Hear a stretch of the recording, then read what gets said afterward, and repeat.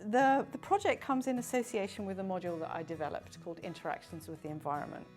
And the module itself is based around the notion that if we are to effect behaviour change in association with these issues about sustainability that we're confronted with, we need to think about the material world differently from how we have done in the past. So the title Advocacy in the Anthropocene then links to the notion that I think we need to advocate for the planet, to represent the planet, to think about the planet in different ways.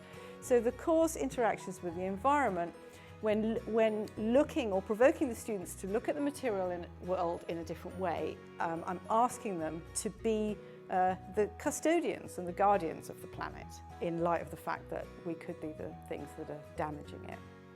In association with that, I changed delivery away from reliance on lectures exclusively and much more towards working in the anthropology lab where we engage with materials to see how that substance of the earth kind of is provoked to behave in relationship with the human body.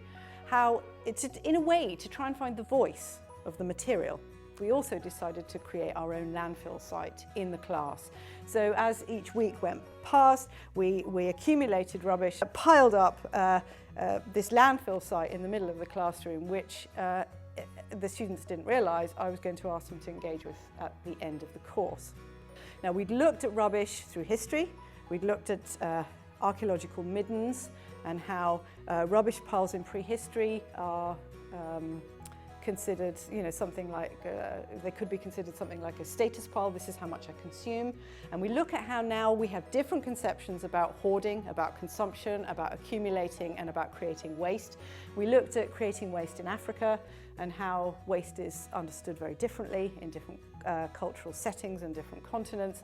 And when I asked them to take ownership of the rubbish that they had created, there were lots of turned up noses and problems doing that. But once they did, they got down and dirty with this rubbish and they sorted it and they recognised how much of it we could not do anything with and that was going to stay around on the planet causing problems for a very long time.